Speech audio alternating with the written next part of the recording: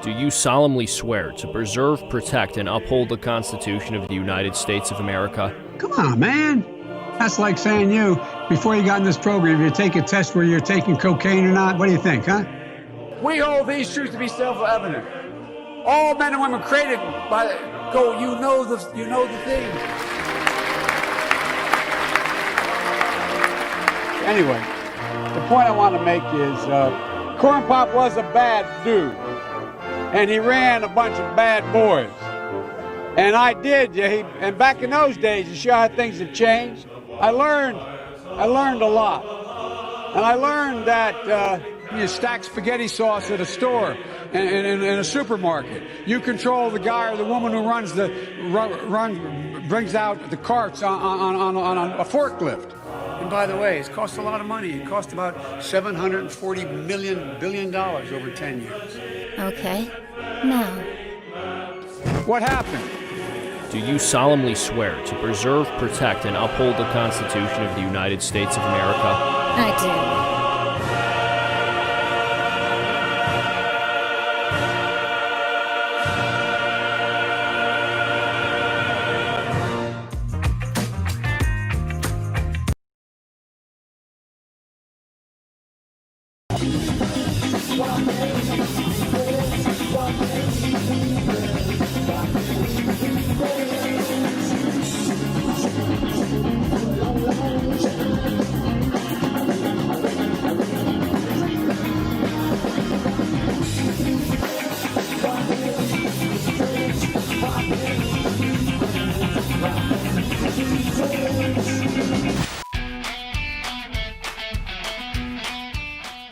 What's up, everybody, and welcome to the Comedy Podcast. I'm your host, Donnie Warbucks, and I'm here with one of the funniest people I know.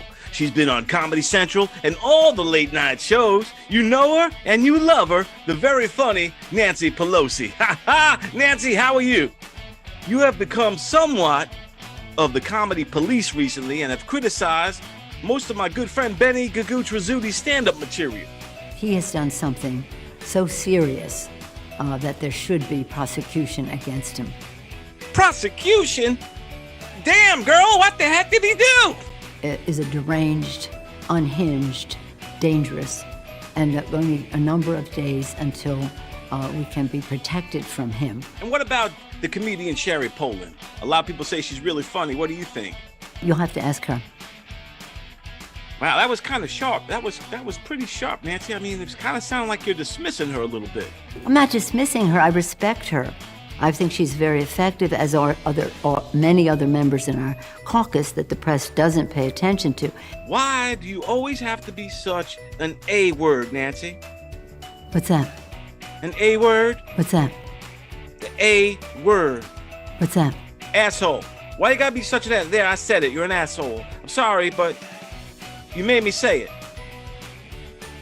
Well, that's the interview for today. I want to thank the very hilarious Nancy Pelosi. And next week, we have the insult comic himself, Mitch McConnell, will be joining us. Take care, everybody, and stay tuned to the Comedy Podcast.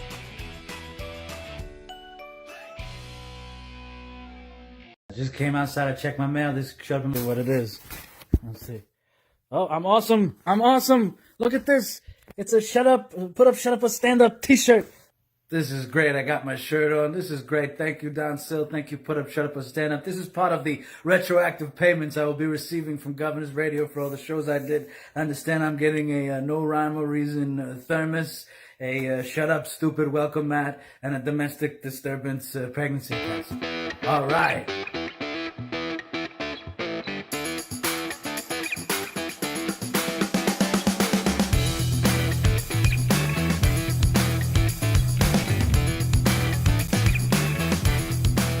Hey everybody, and welcome to Put Up, Shut Up, and Stand Up right here on govsradio.com, Facebook Live, YouTube Live, and Boxcast. And like my good friend Ken Pichelle always says, we on TV, y'all. And yes, indeed, we are, folks. I'm your host, Don Sill. Well, we got a great show in store for you today.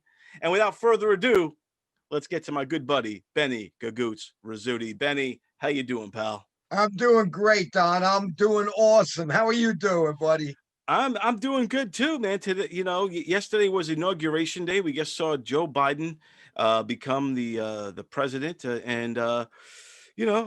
people have mixed feelings about this whole thing, but I hopefully we're off and running into a good start for the next 4 years. This is our historic moment of crisis and challenge, and unity is the path forward. Hopefully, I mean, I've been hiding out in this alley here, I'm like waiting, I'm hiding in the alley because I'm like, they're like, who do you support? And I'm like, I'm independent. So I had to hide in the alley here. I thought I saw that barbarian guy peek through the alley a minute ago, but he may have ran off. He lives in the dumpster back there. Most of those people that were there, they would live in the dumpster, and the Confederate flag's in there too, smoldering. It's smoldering. It's on fire. That's how they stay warm.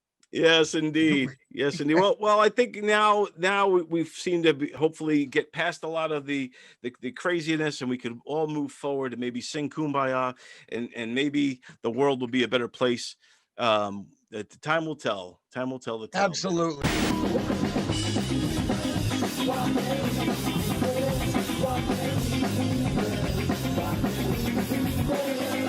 I've been waiting all my life for the world to be a better place. So hopefully, I've been waiting all my life. I've been made a lot of promises. I was told, I hung out with the flower children. I've hung out with hung out with the flower children. I've hung out with the extremists, with the the black Muslims. I've been there with everybody. Wow. Yeah. I've held hands with all of them across America. Nothing has fucking changed. So here I am in an alley. 65 years later, I'm hiding out in an alley. There you where go. I thought I'd be lying on a couch and hot women would be giving me grapes and I'd be eating grapes. But now you're in an alley. Full of peace. Flower power. There was flower power one time. Hey man, I speaking of flower power, I did meet up with the Dalai Lama, and here, hold on, here it is.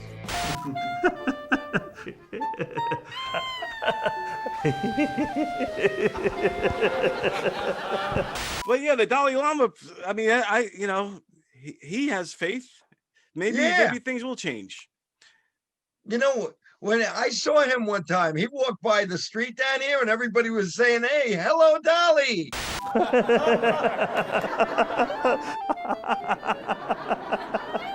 So I'm hoping everybody's watching us on YouTube right now.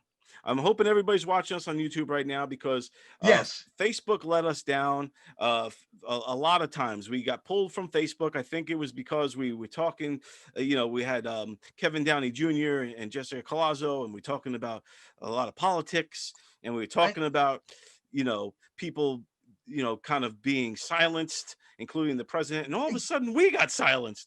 We got silenced for like 43 minutes into the show. Yeah, we were silenced last week. So there's a few things. I think it could be what we were talking about. It could be that sometimes we show clips of people as a homage to them because, we're big fans, and you would think that would be good publicity because not everybody talks about these people. They're not on television. Right. So you talk about comics, you show a clip, and sometimes the algorithm is picked up. Right. And they're like, oh, it's a copyright infringement for what? For mentioning a comic who's passed, who was funny, like saying Flip Wilson. Right. And if we showed, hypothetically, if we showed a clip of Flip Wilson. 3 dresses in a week, another dress. And she tells him, I didn't want to buy this dress. The devil made me buy this dress. And the people who own the rights of that, all of a sudden they shut us down because we're advertising for you for free. Exactly. We're just trying to educate people when we talk about certain things. I like to give people a reference, something to look at. So that could be it. We've been pulled down before because it said a copyright thing. Yeah. So what? And there were a couple of clips of comics. So what? Yeah. One of those clips was the Marx Brothers. Yeah, I don't know if the Marx Brothers, I think, are public domain, but there was Richard Pryor, Yeah. I didn't want to say it because of my hero, Yeah. All right, cut the shit.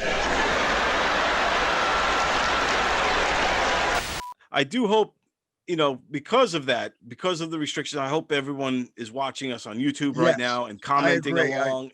And I we're I there went right off. now. I rambled. Oh, I no, tend that's to fine. ramble. And we're there right now, commenting live on YouTube with everyone. Yes. So hopefully people are now on the YouTube page. This is where we want to keep the show. This is where we want to be. That's right. Our meeting ground with everyone watching, all of our watchers and listeners, and comment on here, because here we have more freedom to post clips or to talk about things where we don't have to be walking on eggshells that we're going to get pulled down. So yeah, if you're watching on Facebook, please come on over to YouTube and watch us over here. One thing I do want to do is in this episode, even though yesterday was Inauguration Day, is I'm trying not to talk politics with the guests. So at least in this episode, who knows what next week's going to be. But in this one, I talked to, because we've all been, through this pandemic, and we've all been quarantined, and we've all succumbed to Zoom. And just like my next guest, Dustin Chafin, I got to talk to him a little bit. And here it is. Check it out. Dustin Chafin. Cowboy Wade to a bagel a day. I miss country cooking, but I ain't sore, 'cause I can have fried chicken delivered to my door. Where I come from, you worry about a bear attack. Sure you got something in your gun rack. Now I gotta worry about a sweaty guy with a backpack. From country to the city, it ain't always been pretty, but it's made me the man I am. I don't need your pity, 'cause I love the nitty gritty, and I don't give a damn. All right, everybody. My next guest is a very funny guy who has been on HBO's Crashing and Showtime's White Boys in the Hood and all over Sirius XM radio. And his brand new comedy album, the Zoom album 2020, is out now. Here he is, the comedy cowboy himself, Dustin Chafin. How are you, buddy? How's it Comedy going? Cowboy. I can't let that one go, huh? You'll always, once you get a nickname, I think it always sticks with you, right? Once you wear one cowboy hat, it's for life. I'm even changing my hats up a little. They still call me Cowboy. Nice, yeah, because you're originally from Texas, right? So I am. It'd be weird if I was from Queens, but yeah, I was born and raised in Texas, so I technically have a pass to wear the cowboy hat. So. Yeah, there you go. So, and then you've been in New York, is kind of your stomping grounds. This is where you kind of I've been in New York almost longer than Texas. I've been here a long time, over 20 years. So I'm technically a New Yorker, I think. Very at this cool. point. Very cool. Is Texas where you came to kind of cut your teeth in comedy? Yeah, well, I started in New York. I originally went to art school in Manhattan, and then I was a busboy at the New York Comedy Club. And Nice. I started cooking and cleaning and for stage time, that kind of thing. Well, I kind of fell in love with it while I was working there and stuff. I was I got to do this. This is way cooler than, just being like a painter, Or it was way better than being a busboy too.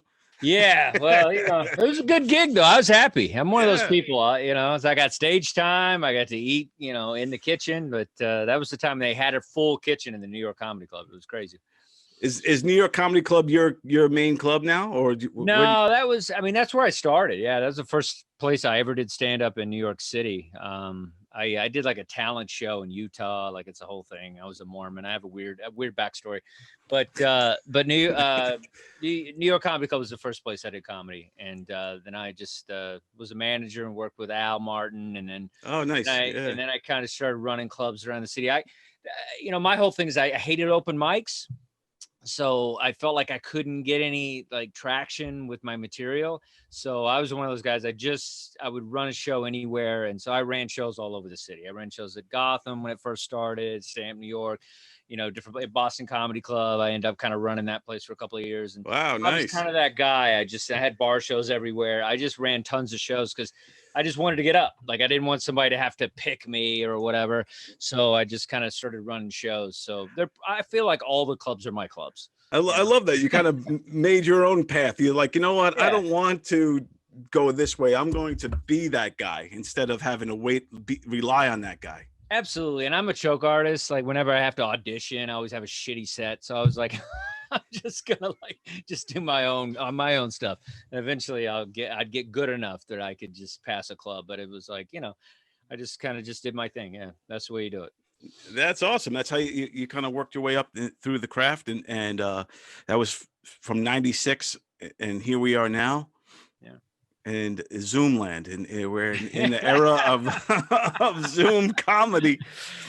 It's a lot of people, they shit on it, but I enjoy the commute. It's I literally came from the kitchen, so it's That's the best. That's the best way to look. I love the it commute. really is. Yeah. And if you bomb, you just close your flat top or your laptop and then just go watch some Netflix. Like you don't have to sit on the subway or the train in Long Island and Yeah. horrible just like sitting with your thoughts and all that.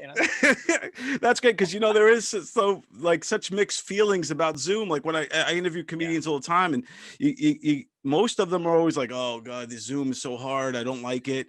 Yeah. It's uncomfortable." And then there's other people that like it, and then there's other people that thrive on it. And only one guy I know that's done what you did, and that's you. Built an album of your like a Zoom record, which I think is it's awesome. And because it, for many reasons, one, the comedy's great on it and all that, but I love also that it's kind of a sign of the times. Like it's kind of like you know something that we could look back on in 10 years or 20 years or whatever and go, oh yeah, that's the Zoom era when everyone was quarantined. Yeah, man. It's kind of, I kind of wanted to make a little history, do something that, a lot of people weren't doing. And, when the whole thing happened, it's like, I was just like everybody else. I was like, what the hell are we going to do? It's like, there's no clubs. And, it's like in some places we're doing comedy, like on the road, you could get a few gigs here and there. And I did get a few, at some certain states that don't really care about their people, Right, yeah, like Connecticut, Connecticut, Ohio, Arizona. They don't give a shit. It's like, whatever. Let's do a comedy show. We don't care. So, but I'm really a city guy by heart. So a lot of my city stuff dried up, and so, I started doing some of these Zoom shows, I remember I did one for a club in Long Island. It wasn't Governors or anything. It was like a bar that did comedy, one of those Mike Dillon gigs or something. Right. It's like an Instagram thing. And it was horrible because it was like I'll never do an Instagram show ever again because they comment the whole time and you just see them like you're just getting heckled by emojis and stuff. That's crazy. Like saying crap and you're like, what? And you don't have time to respond because you're trying to do your act. So that was my first thing was that. And then I started doing some of these Zoom shows and Ryan DeCalis and some of these people kind of reached out to me. And, I started kind of getting my rhythm. I started figuring it out. And it's like, I started realizing that it's more about kind of having an upbeat attitude, like, because if you're all negative about it, it's just going to suck. But if you're just like, hey, at least we're doing comedy, and the people are excited because they just want some normalcy. They want a comic messing with them and having fun. And that's kind of what I, just kind of the frame of mind I got into was have fun with it. And I learned how to do crowd work with a little box. You make fun of people's, backdrop. Hey, there's a shark you got on the wall, and like you just make fun of the book. So who's reading Dr. Phil? Whatever you can play with, you figure it out. It's adapting to this weird environment. And I got pretty good at it. And I was just like, and the whole thing was too, the bar was so low that I just wrote all the time. Like I wasn't going to do stuff on a Zoom with comics that have seen me before. I didn't want to be that guy that's like, here's my closer, So I just did all new stuff. And so every time I would do 3 shows a week, I'd do a new set every time. After a couple of months, I realized, what, I kind of got a whole new act. And so I kind of just started messing around with the idea of maybe recording something. I think it's awesome. I think I love that you embraced it. And like you said, when you go on these Zoom shows, you do see some comics they don't necessarily take it very seriously. And then there's others that feel like they got better things to do. But I think for an audience, we want to see enthusiasm. We want to see you enjoying it and having fun with it and know that we're all in this crazy time together and all that. And so I mean, look at the news. You know what I mean? Like The View is like this same quality or whatever. Yeah, like right. all these high end shows. So you can't get weird about it. You just got to go with it. They did. I mean, I think Colbert's still like this. So there's high end guys that are still doing this. Trevor Noah's still in his house. So it's like you just have to kind of go with, like you said, go with the times and have fun. And there's definitely, it is about attitude, I think. Yeah, and I think your stuff is great, man. I listen to the record, I love it, your album, and then when you see a comedian that's that needs help with because there's got to be two different styles. There's the stage, and then there's Zoom. Okay.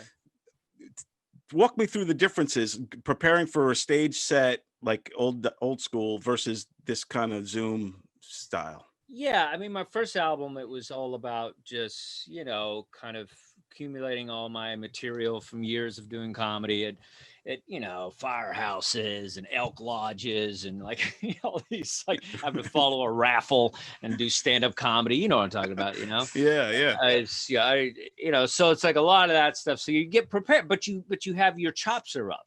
So you're just, no matter what, you're kind of always ready for an album because you're performing all the time. Right. But this was a totally different thing because you're not performing. And so you're just only doing Zooms and things like that. And so I think the whole thing with me was just I took more risk on this album than I did on the first album, because the first album, I'm kind of like a machine gun comic. I'm just punchline. And then this one, I just took some risks with some stories. A comic once said to me that, Vic Henley, who passed and was sad. God bless him. Yeah. Yeah, he was a great guy. But he said something that kind of was shitty, but it was something I needed to hear. He said, you're more interesting than your act.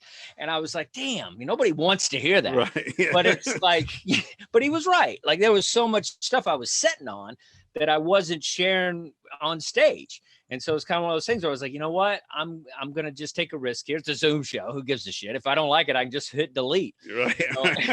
We'll pretend the whole thing didn't happen. So right. I just I did some, you heard it, some material about kind of what's happening and just traditional jokes. And then I kind of sat back and told some stories about my family and craziness that I went through as a kid. And so I just kind of trusted that the audience was going to be cool. And it was, I got a lot of support from, people online that, Instagram friends and fans. And then so a lot of comics stepped up. That's the thing is I usually say, hey, I hate comics. I hate everything about them, but then they show up when you need them. Exactly. They support your dumb podcast. They support your dumb shows. And it's like, I want to hate all of you, but didn't you show up? So there was a lot of love from comics and stuff. So being that I knew it was going to be comics and stuff that knew me, I wanted to share stories they'd never heard and things like that. And so I just kind of took the approach like that, just kind of, just taking risks with stories and whatnot. And just, the stories are great. I love the rapid style that you do too, because it's very clever. Just the 1-2 punches, but your stories are great. Like the one with you in the room full of clowns. I remember being down there and just bombing in front of clowns. I still have nightmares waking up of sounds of horns and pitter patter of large clown shoes just trampling over my body. The greasy pig and all those kind of stories that you tell are just classics. You don't know what a greasy pig contest is? You might not, because you can read.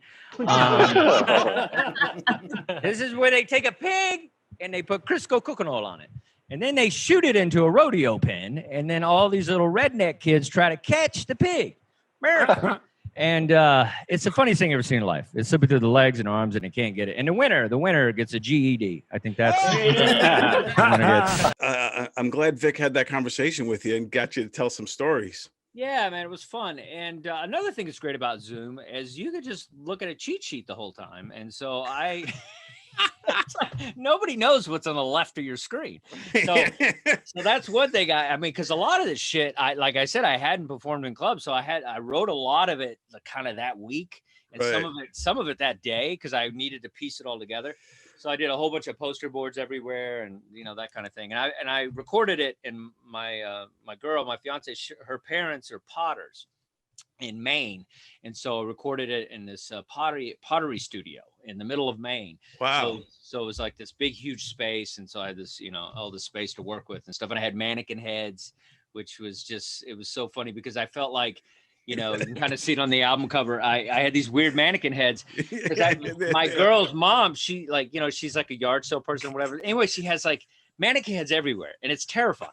Like you walk around a corner and there's like a mannequin head and looking at you, and like it's just terrifying. And so I said, I'm just going to use some of these, and kind of tongue in cheek and be silly. And so, but it really helped because it was like the hardest part is you just, the fact that you see a keyboard and you don't see people. And so I put these mannequin heads up and it was funny how comfortable it made me. And I sat on a stool like I was at Governor's and I'm like, hey, what's up? I'm making fun of these mannequin heads, like playing around, like, and it was like psychologically, I just felt like it was a set. And it was all the little details that I did to kind of be silly and make it feel like a whatever, it worked. And so then I just kind of got up there and just, did the time and, it was like comfortable. And that's all one Zoom performance is the album, right? It's not like stitched together from different. No, it's just, it was 2 shows. It was like most people do 2 shows. Right. Yeah. So I did like a 7 o'clock and a 9 o'clock and and we recorded both sets and, kind of, I have a sound engineer, comedian that I work with, Anthony Kapfer, who's a great comedian and really good sound guy. Like he's a musician. And so he helped produce my first album. And then I just kind of really wanted him for this because he knows the kind of sound I wanted. And the hardest part was because my whole goal was like, I got to get it on Sirius XM. That's the only way I'm going to make money. I'm not going to make that much money on Amazon or iTunes. Whatever. Right. You tap out, people buy it and they stop buying it. But I knew if I got it on Sirius in rotation, I could make money. So, but the only thing was it had to sound good enough. It could still sound like a Zoom album, but it had to sound, like you could hear the laughs and I had to be clear. And so we had to do a lot of work to make it sound good. So, cause sometimes it's like people laugh, they sound like they're laughing like Darth Vader, they got this distorted. Right. Like through the, yeah. It doesn't sound right. Right. So we kind of had to tweak and do some like, whistles and bells to make it sound good. But I felt like I was really happy with the end result and it sounds like just an album, Yeah, it's great. I love how it starts out with you kind of fumbling a little bit with Zoom, like you can't see yourself, and you kind of like setting it up and saying things that we've all felt like in the beginning of this. And I didn't know much about Zoom. I don't think anybody. I didn't even know it existed, and so it's discovering it like we all had to. So I like that right out of the gates. You know what's going on. All right. Okay. Now, why can't I see myself? This is weird. Okay. Oh, because the video's not on. There we go. There's Anthony. Hey, what's up, Anthony? Dude, I think your mute is on. Oh, sorry. Is this better? Yeah, that's way better. Okay. That's how you tell how old we are, is how long it takes us to get on Zoom. It's a fun album. It goes relatively fast, man. Just kind of, how long is it? Maybe 30 minutes? It's about 45 minutes. 45 minutes? Yeah. It was an hour and change, but I wanted it to be tight. So we kind of narrowed it down to like this really tight thing. Cause I'm a tight comic by nature, even with stories and stuff. I got it, blah, blah, blah. So I didn't want it to draw out. Cause that's the thing is like, you lose attention with Zooms audiences. Like you gotta work hard to keep their attention because they got their phone in their hand, they're watching TV on another eye, like right. Yeah. They're jerking off, you don't know what they're doing. So it's like you gotta really dance to keep them. So I made sure it was tight. Each show is about an hour 50 minutes or an hour, but we tightened it to 45. So when you do those Zooms or like a YouTube live or something, you can have a counter of how many people would you say were watching this thing when it was live, when you were actually going? Quite a few. It was probably about 50 the first show and about 35, 40 the second show. For a Zoom show, that's a big crowd. No, it's huge. Yeah. No, that's great, man. Yeah. And I think, as we, it looks like we're going to be continuing this for a while longer, this kind of lifestyle. Yeah. And I think it's here to stay to some degree. I think like shows like what I'm doing, it's just way easier for me to like talk to people. Yeah, it's a silver lining for a lot of kind of, this kind of thing for sure. It's like Right. you can get bigger guests because they don't have to like come to a studio. You can just like, it's really nothing. They can just zoom in and Yeah. like talk to you and stuff. So it is good for a lot of things. And like I said, it was, it was good for me to write material and stuff. So it's like you can find the silver lining. It's just, Yeah. you know. And as far as I know, this is the probably the first Zoom comedy album, or if not the first Zoom album in general. Yeah, there was another comic that did something similar, but what he did was he streamed into a club. Like he was on Zoom and the entire crowd was in the club, which is a little different. Mine was like people were logged in from Brazil, Texas, California, all over the world. So it was like, it was a traditional Zoom. It wasn't me just kind of like zooming into one place. So. Right. Yeah. I think what you did is more of what I think people would want in a way, especially to kind of what's the word, like, put a stamp on this on what this time period is. Yeah, and it is cool that is one thing about Zoom is sometimes you'll be on a Zoom show and you'll be like, "You're in Indonesia? What are you talking about?" Right. Yeah. Exactly. A lot of times there'll be people. It's like which we would never have that, And so that's the beauty of it. Things like that, or you can kind of like, oh, that's really cool. Somebody's from another country or whatever, Exactly. So you said that the album Sirius is playing it? Yes, Raw Dog on Sirius XM. Yeah. On Raw Dog, so people tune into that on Sirius. And where can people get the album? Yeah, you could buy the album on Amazon Music and iTunes. If you're a broke comic or whatever, you can go to Spotify and Apple Music and all that stuff. Yeah, it's awesome what you're doing, man. I think this is great. I think you're breaking ground here. Probably like, I know you said there was the other guy, but I think this is the first Zoom comedy album ever. I'll take it. I'm the first real. I did it right. Yes. I didn't cheat. Yeah, this is like legit Zoom album. Zoom album. Yeah. Yes, Dustin Chafin has done it, folks, and can go out and get it. It's the Zoom album 2020. Great artwork too, by the way, behind you. Like, thanks. Yeah, I between me and my headshot girl, Angela Saki, we worked on this together. I really wanted a look of, a still life of what it is when you're on a Zoom, and it's always, junk food and it's your computer and your soda and stuff. So it's like I wanted it to look like, a still life of a Zoom comedy show. That's what I was going for. So. Excellent, man. Well, let everybody know where they can find you and follow you and all that good stuff too. Sure. You can check me out Instagram, Twitter at Dustin. _ Chafin, 1F and Chafin. And I actually have a Zoom show coming up. It's going to be on Twitch TV. It's on Comedy Hub. Zoom show on February 12th on Friday, 9 p.m. You can go to Eventbrite, or you can just hit me on one of the social media platforms. I'll give you the link. It's no cover. I'm kind of working out a new hour and kind of playing around with going to be some big comics on the show. We're going to have a good time, but check that out. So, but buy the album. I'm really proud of it. And thank you so much for helping me plug it. And it's like, as comics, I would just say, we got to stay creative. It's the only way we're going to stay sane. You got to like try weird stuff. And so, this kind of worked out. So exactly. Like I always say, like, imagine if this pandemic happened in the 70s or the 80s or something, when we didn't have this technology. Oh, how weird. I mean, God, we'd probably read or something weird like that. I know. Probably read books. Oh my God. Can you imagine that? What are you going to binge a book? Yeah. We'd all be flooding the libraries or something. Breaking into libraries. Read those books. Yeah. Appreciate you, man. Thanks again. And you're welcome anytime on the show. Yeah, this is fun, man. Absolutely. Yeah, definitely. Right, you rock, my friend. Take care. Appreciate it. Yay. Hi there. This is comedian Christian Finnegan. I just wanted to take a moment and say something just straight from the heart, just, off the top of my head, just something I feel very passionately. Okay, here we go. Make sure you watch Put Up, Shut Up, and Stand Up on govsradio.com, Facebook Live, and Boxcast. They're on the TV. Thanks for letting me get that off my chest.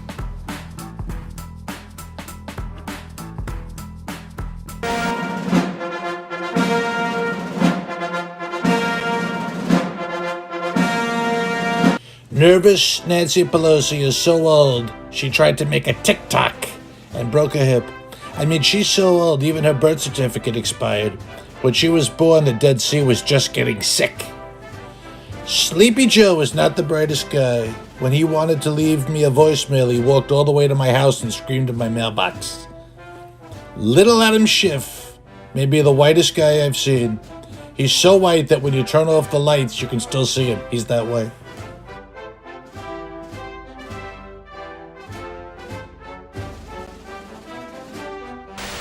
Feel the burn, make 'em feel the burn. All the way to the White House, feel the burn. Feel the burn, make 'em feel the burn. Till the haters on the right, they can feel the burn. Feel the burn, make 'em feel the burn. All the way to the White House, feel the burn. Feel the burn, make 'em feel the burn. Till the haters on the left, they can feel the burn.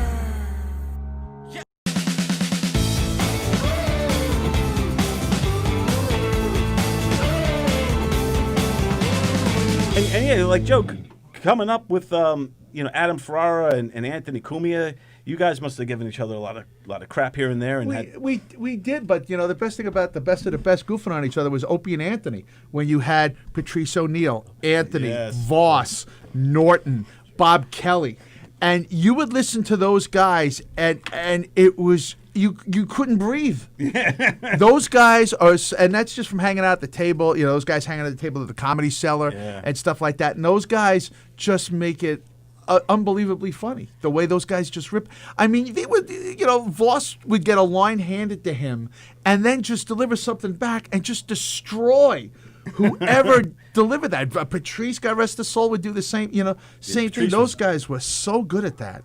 Yeah, I think Patrice was one of the best. I mean, geez, I wouldn't, have you ever been in a room with him going? Yeah, has he ever roasted you? Yes, he has. What did he say to you? I forget who we had someone on the show the other day who said that. Oh, Nigel. Yeah, it was Nigel Fulton. Nigel Fulton, and he's like, and I was like, but wasn't it cool to be roasted by Patrice O'Neill? He's like, no. What happened was I'm on Opie and Anthony. I'm with Patrice. I'm going to Calgary, Canada, headlining out there, and then we go to plug the gig. So Patrice goes, "Where are you going?" I go, "I'm going to the Comedy Cave in Calgary." As what? I go, "I'm going as the headliner." "You're a headliner? How long do you got?" I go, "I could do an hour." Yes, I could do it. He ripped me apart. I get to Calgary. The manager of the club picks me up from the airport. He's taking me to the gig. He goes, "By the way, who's Patrice O'Neill?" And I go, "He's a comic from New York." He goes, "Yeah, people are asking him if he's here this weekend." That was me. That's great. So yeah, I got a Patrice. He was phenomenal. Great barbecuer too. Holy smokes! You come over to my buddy's house, barbecue like nobody's business. He was very, very, very funny guy. It was a sad loss when he passed away. Did you? Yeah, Patrice was one of the greatest. I got to see him live a few times. Definitely a hilarious guy. Definitely intimidating. Yeah. Yes. Now, when he goes out, do you ever give it back to him? And how did that go? Or do you just take it and just say, "All right"? I just take it. I'm no match for him. Yeah. I'm not, you know what? Don? No. He's one of the best. Yeah, you just kind of wait for the end. You just sit there and take your medicine. Wait for the beating to Just wait for the beating to end. Like when a bear attacks you, just sit there, play dead. Hopefully it goes away. Exactly.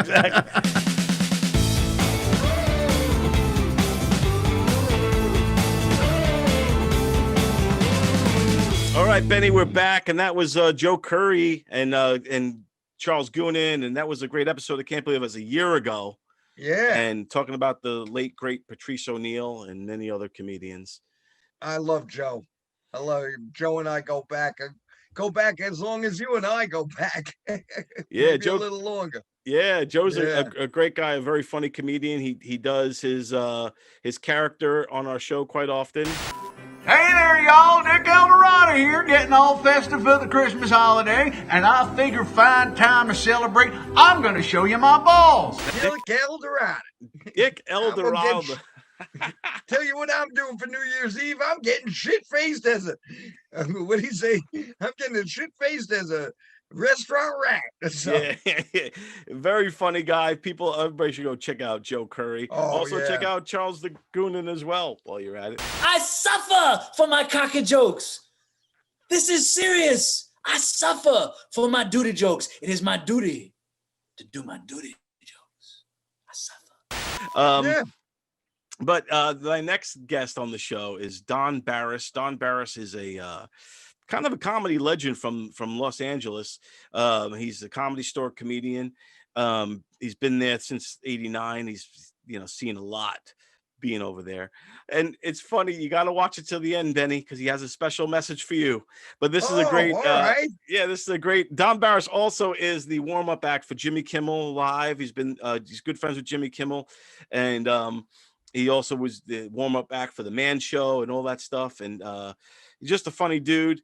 But check out this interview. It's funny. And watch I'm it till the end. excited. Yeah, he's got a special message just for you, Benny. All right, man. I'm waiting with anticipation over here. Thank you. All right, everybody, gather around, because what I'm about to do is going to amaze you right now. Because what I'm going to do is I'm going to eat this banana in one bite.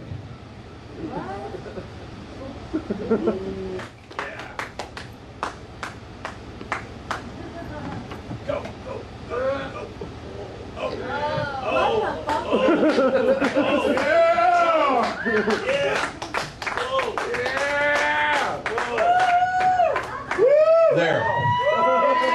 All right, everybody. My next guest is a stand-up comedy legend who has been a staple of the comedy scene for over 40 years. His live show, The Ding Dong Show, is the longest-running show in the history of the world-famous Comedy Store. He's also the warm-up comic for the Jimmy Kimmel Live Show and host of Simply Don, the podcast on YouTube. Here he is, folks, the man himself, Don Barris. Don. Hey, how are you? Thanks for having me on, first of all, but I should correct you. Okay. 40 years would have been 1980. I don't think I could have done that. It hasn't been 40. When did you start? You started in the 80s, though, right? You were... Yeah, I moved out here in the late 80s. And So when I say here, I mean Los Angeles. And so you came out, where you from? Originally from Michigan, right? Michigan is exactly right. Boy, you've done your homework. I like that. Good job. Yeah, thank you. And yeah, so then you kind of get down and you're right on the tail end of the 80s boom into the world famous Comedy Store. Yes. And that's pretty much been your home base throughout your career, right? Yes, absolutely. Very cool. And I do want I know that you've been kind of going for the world record of the t-shirts, right? Wearing a different t-shirt every day. Ridiculous thing, but yes. Very cool. I want to see if we send you a t-shirt, will you wear ours? I absolutely will wear your Cool. t-shirt. So we have this shirt here. I don't know if you can see it because I got my background. Oh, you're awesome. Yeah, so you're awesome.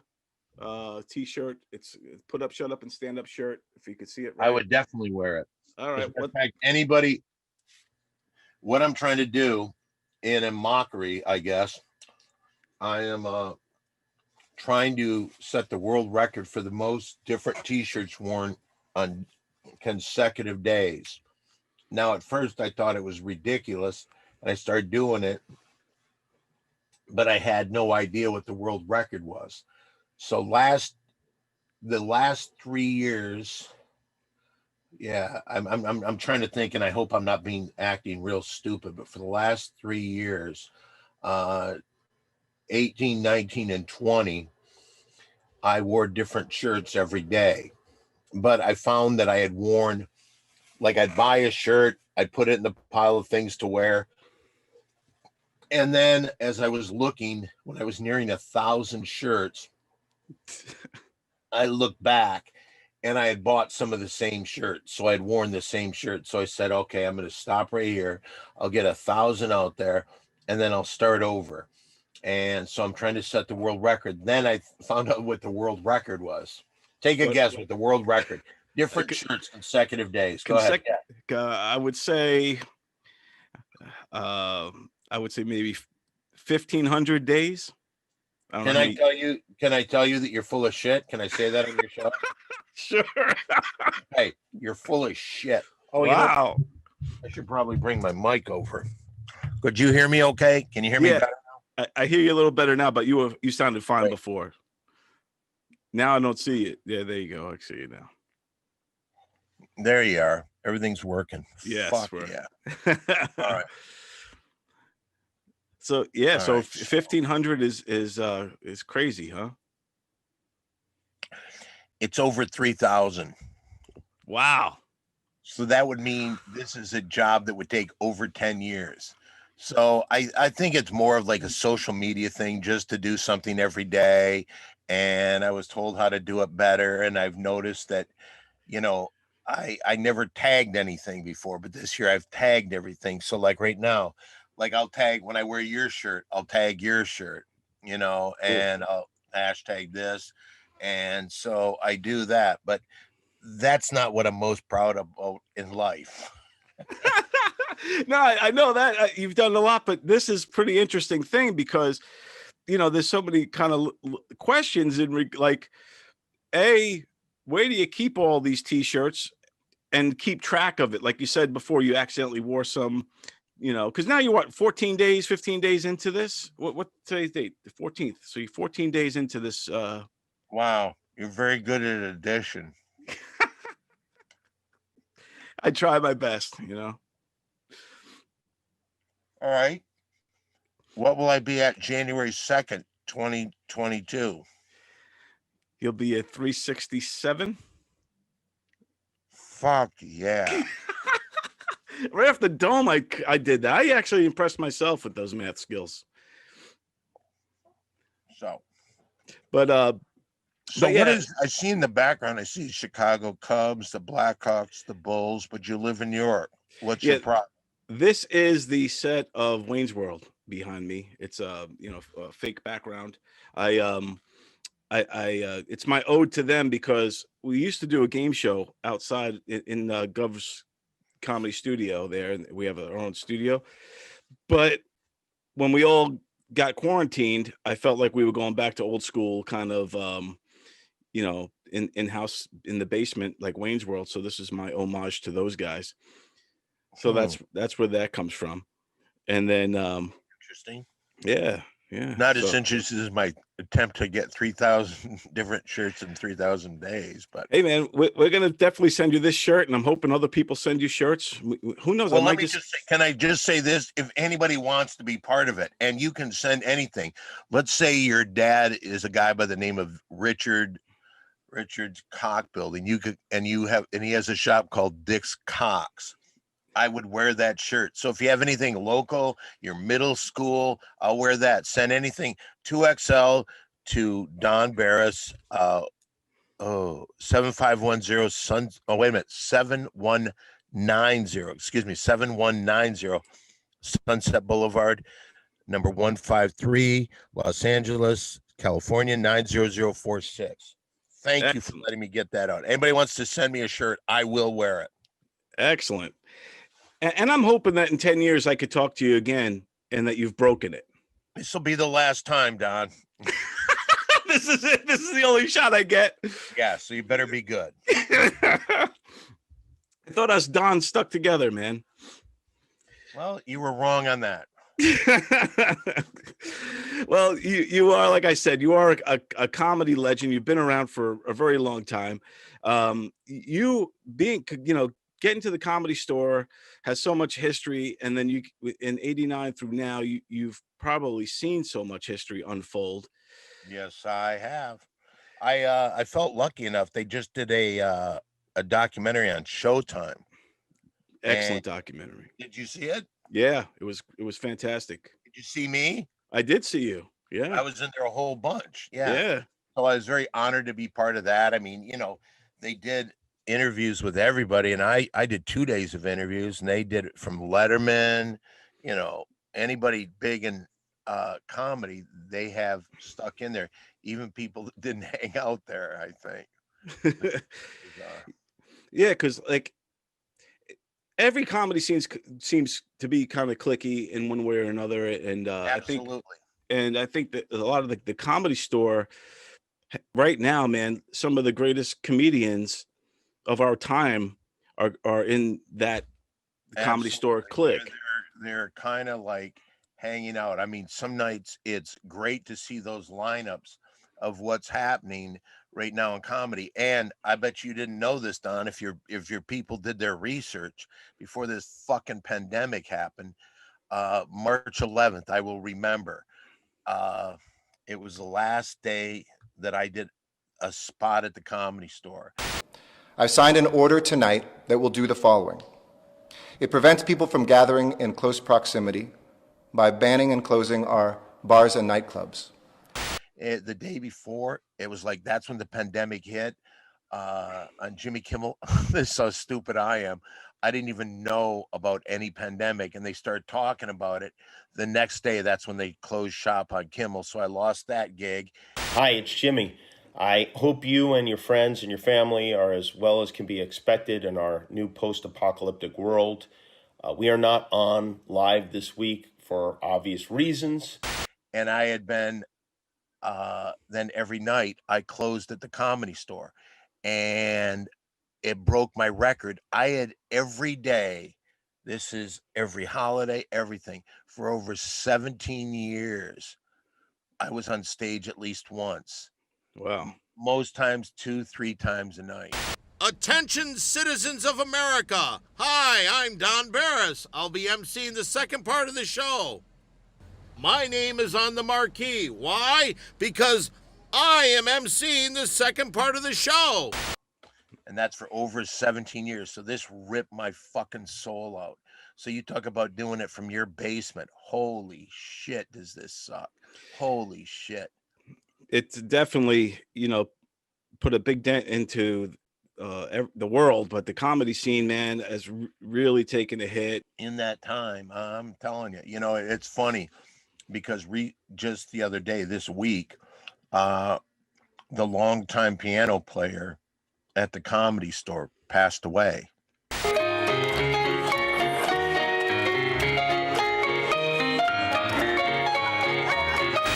Sorry, yeah. And so 2 nights ago, we had a big Zoom thing where everybody talked about it. 90 people were in Zoom. 90 people. Wow. But it's sad. And it's like, holy crap. It's just, I still can't get my head around it. And we're at 10 months now.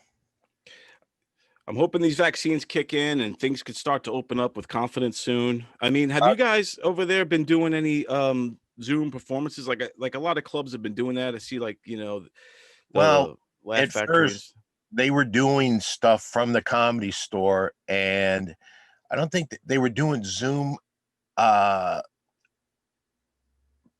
Maybe they weren't. But it was like podcasts. Somehow it's podcast, but they were doing it in front of the front bar people. Then they had the front bar open, and basically you're performing in a window to the people outside. And they had TVs in the back, and they had chairs outside. But I mean, it was that went on for a short period of time before they shut that down. So in order to eliminate all racism, all we need to do is let people walk around naked wherever they go. Just let people be naked and free.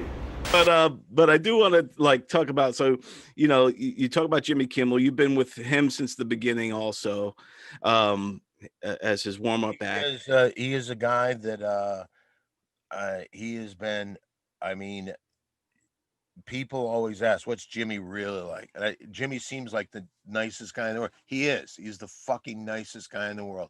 First of all, he met me, fell in love with the project, made it into a movie, forced Comedy Central to fucking do it. And it, and we're still doing it to this day. It's the longest running prank in the history of pranks for sure. It's a big 3 live on the BPN. Back in 92, the story begins. Harry Caramello, Don and Mo, and the #1 public access program. Windy City Heat, movie of the year. Why is the red bat even there? Lawsuit contract, penis in the mousetrap. Bringing it back with the Big 3 podcast. If you've never seen the Big 3, I would suggest going to simply.thepodcastnetwork.com. That's my website. On there, I have Big 3 stuff. I have Ding Dong Show stuff. I have all my podcasts, Big 3, my Simply Don the podcast. It's all there. But in there also is the Big 3 premium membership. And, there's a lot of people that really love the Big 3 shit. And I said, I'm going to make it as cheap as possible. So monthly fee of $5.99 a month. And every week we put up a new video. either it's a historic Big Three video, because we've been doing this since 1992. The Big Three. It's people call it the longest running prank in the history of mankind. That's because we freaking put awesome. them. But it is, isn't it? Have you ever seen Windy City Heat? Did you like it? I loved it. Yeah, it was Okay, classic. tell me anything about it. That's a legend. It's a classic film. It was Yeah, you okay. and Perry. There you go. That's Yeah, not real. Basically, you had the guy Perry, who was who thought he was in a movie, but the whole time it was, or he thought he was in a movie. I seen this a long time ago, and but everybody around him were actors, and he was really on some kind of like fake type of reality shows. You, Bobcat, I think, produced it and were part of it. Now available on DVD from Comedy Central, Windy City Heat, a movie that shows just how far an actor will go in the pursuit of fame. Is that real crap or fake crap? That's real crap. Oh, wow. Also starring Dane Cook, Adam Carolla, Carson Daly. Carson Daly does not work. Bobcat Goldthwait. There's gonna be a lot of nudity. And William the Refrigerator Perry. It's another day in Perry. Okay, And to kind of like the people that were, I teamed up with a guy, 1992, my friend Tony Barbieri, who plays a few different characters in it. And what we did is I just thought, boy, the Jerky Boys were onto something, but at the end, it's almost like they just threw up their hands and gave up. They recently, I heard, they fucked with Perry. Oh, did they really? The Jerky Yeah, Boys they did a prank phone that was fucking terrible, and they put it on their latest CD. It was fucking terrible. I understand you're trying to go with the code, but the code's not working. What code? I don't understand what you're talking about. That's a fucking problem for me. All right, If well you're then. saying clothing and having a clothing line, I never knew about starting a clothing line. It's like they but I just remember thinking, wow, because at the time that I was watching them, like in the 90s, they were putting out CDs, but on some of them, people would answer the phone like, hey, why don't you, and they would immediately, and they'd hang up, and they would put that on their CD like, this is one of our better calls. Right. Boy, they really sold out. And so I thought, well, we'll do this. And I recorded like over 1,000 hours of phone conversations with a group of people with this guy. And always the carrot on the stick was coming to the Comedy Store and doing my Simply Don shows.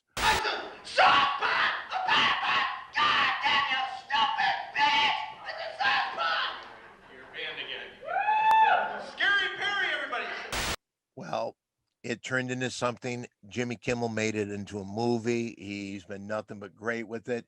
So he produced this thing. He was the producer. He brought Bobcat Goldthwait in to direct it. And Bobcat did a phenomenal job, because when we shot this, it was just a week of shooting everything with things planned, but no idea where the movie's going to go. So it was like, okay, well, we're done with the movie. Editors, take it away. And that's what it became. And the editor and Bobcat, they did something very special. They did something really, really special. This is going to be a very, very sensual scene. There's going to be a lot of nudity. And with that, could we bring in stunts, please? Stunts. Thank you. Now, Perry, you'll step out. You go with, who's taking Perry? Who Why else do is I have leaving? to step out? I mean, I don't get to make love to. No, this is a stunt. When the scene is done, why don't you tell Bob that you don't want the stunt double anymore? That's all you gotta do. But you yell at me. What? You yell at me. You yelled at me. You're yelling at me. You yelled at me. You're yelling You at me. yelled at me. Shut up. You shut up.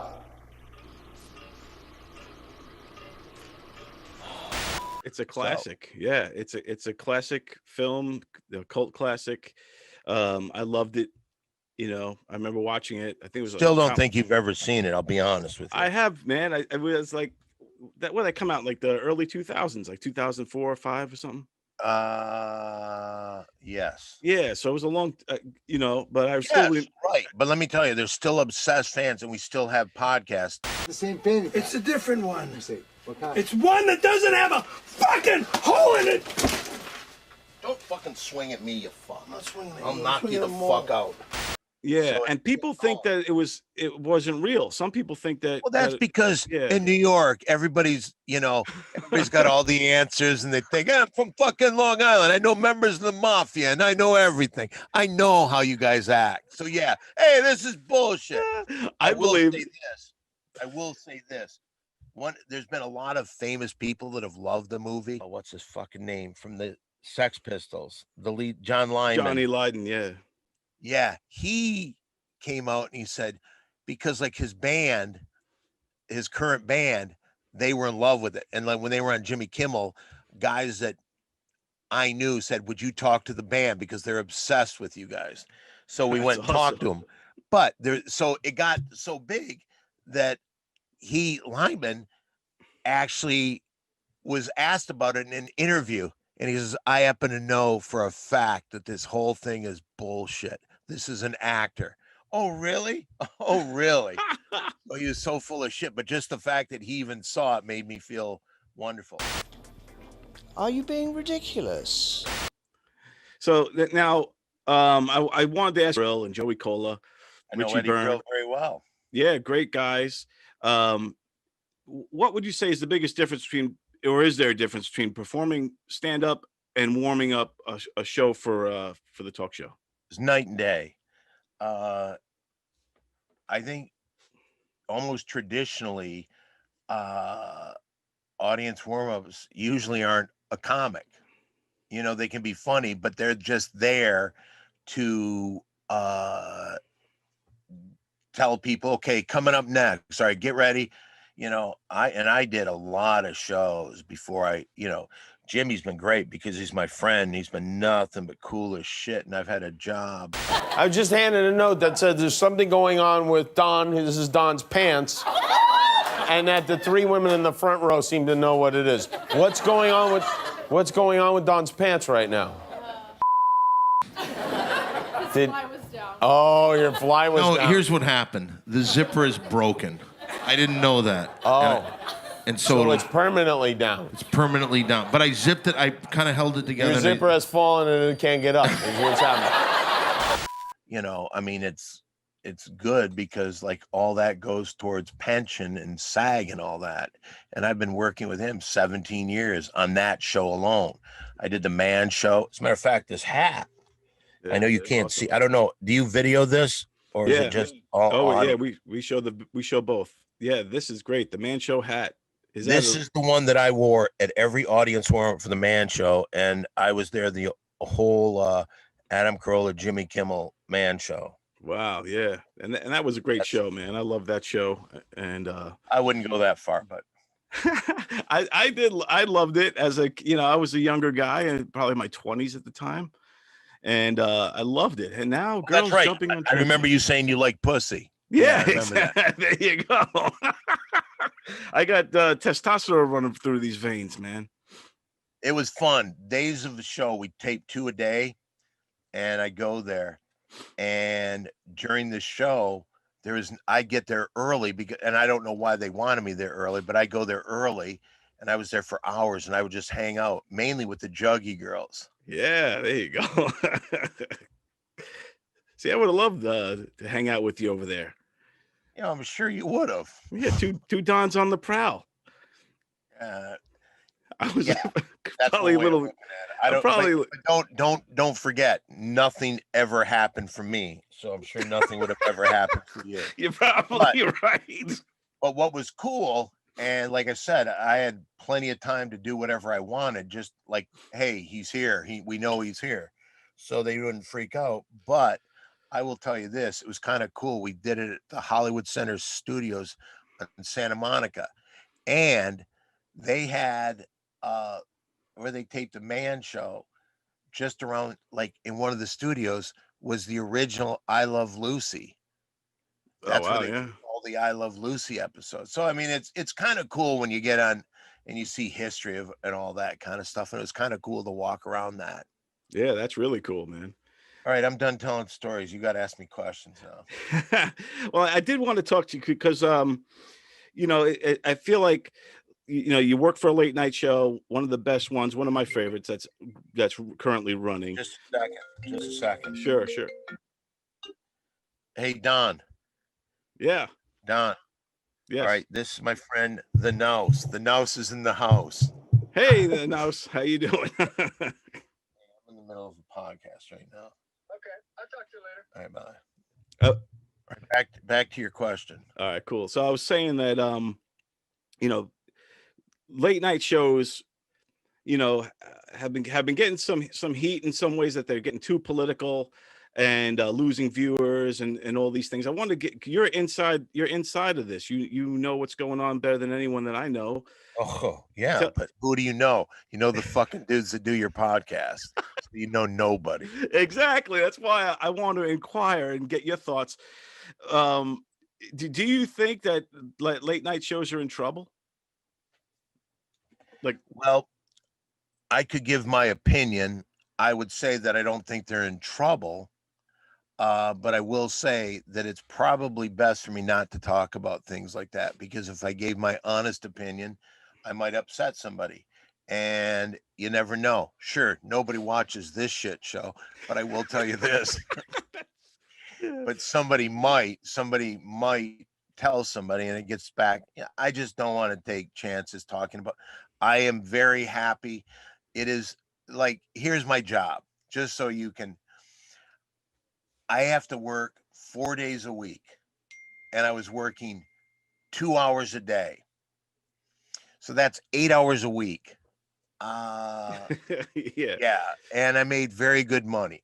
It's not worth pissing anybody off in any way. And I've had a way to piss a lot of people off. So one time, the worst one ever was when I was in New York. What happened? I probably shouldn't say that. I shouldn't even have brought that up. But No, yeah, it was great. We got a chance a few times. We would have gone again this past year, but it seems like every fall we would go out and perform a week of shows at the Brooklyn Academy of Music. So we hung out in Brooklyn. Nice. All right, next question. And then were there juggy girls running around Brooklyn? Holy fuck, there's no juggy girls in Jimmy Kimmel Live. That was a man show. I just thought I'd try to call that back. I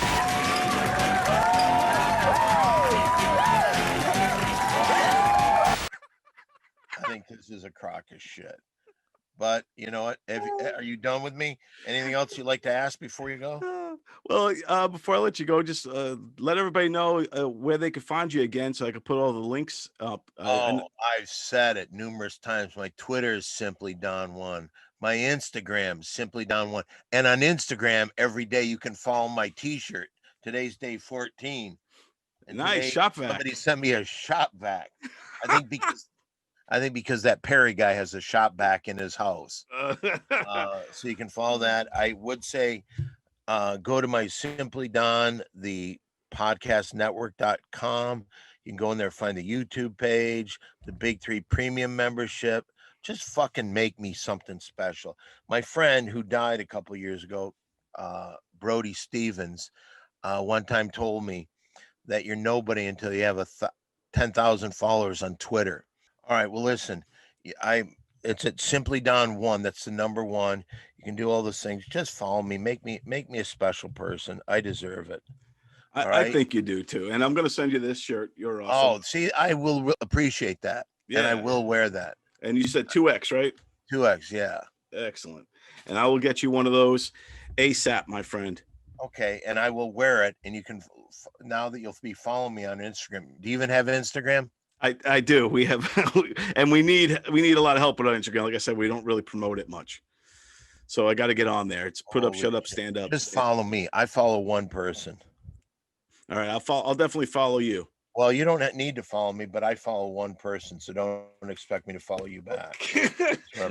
I don't, but you're the best, man. I am. All right, thank you. All right, Thank you. And by the way, I just want to say it was fun working with your crew too. Good guys you're working with. Yeah, I got a whole full team going on here. We all look Is there out. anybody else even in your building right now? No, it is empty. I do have a co-host though, but he is somewhere else. Oh, Don Barris wasn't big enough for him to come in. What's his name? What's his Benny Rizzuti. Benny? Yeah. Can you pass a message to Benny? Sure. Would you do that? And I'm very serious. Tell Benny to go fuck himself. What the hell, man? What the hell? I don't even know this friggin' guy. What the hell's wrong with him? Man. I don't know. He just I think he thinks we are a much bigger operation. He doesn't realize we're just doing this out of our houses. Yeah, I'm in an alley. I can't even afford a room. I'm sleeping in a dumpster with. I'm sleeping in. Oh, I lost you. The dumpster with friggin' terrorists, with domestic terrorists. I can't even. I'm sharing dinner with raccoons, and this guy thinks we're a big time operation. Don Barris, check him out on the Big Three and all of the things he does. And if you're ever in LA and the Comedy Store is open after this pandemic, please check him out. He's always the late act. I'm going. Yeah. I'm going. Well, but that is the show for tonight, Benny. That's it. It was a fun one. We had, and pretty much politic free. I didn't want to talk too much politics. Yeah. Let's talk about, there's other things to talk about. Yeah. But next week, let's talk about strippers. Let's talk about TNA. Yeah, I like where your head's at. Yeah, yeah. My head is up someone's ass right now. I don't know where this stuff comes from. I do want to tell everybody, please subscribe to our YouTube page if you're watching this right now, right here at youtube.com/putupshutupstandup.com. Subscribe, and check out all of our videos and shows of the past, all our interviews, all that good stuff. And you'll see some music videos by Ken Pichelle, some that actually feature the great Benny Gagooch Rizzuti himself, and Shari Polin, and our whole cast of characters, Joey Petroni, everybody. Ken is a marvel at the song parodies. He always makes a special song about everybody. So who knows what his next one will be. But in any case, everybody, I just wanted to say thank you again for watching. And Benny, as always, you're awesome, my friend. No, buddy, I'm ready for you this time. You're awesome. Can you see that? You're awesome, baby. You're awesome. Nice. We have our own shirts. Yeah, go ahead. And remember, you can get your own You're Awesome shirt too at teespring.com. Go to teespring.com, go to Govs Radio, click on it, and then you'll see all the Govs Radio shows have swag, including us and including the You're Awesome shirt. So please go check it out. Get your shirt today. And also we will be doing prizes too. We got to figure out what the contest will be, but there will be prizes, and these t-shirts will be giveaway as well. So we're going to get that together for you for next week. Cool. A little contest to get those t-shirts out there. But yeah, Benny, that's the show for today, my friend. Always a great one, my man. Always great. Get a little sleep tonight. All right. I will do my best. I will do my best. All right. Peace, everybody. I love you, buddy. Peace. Love you too.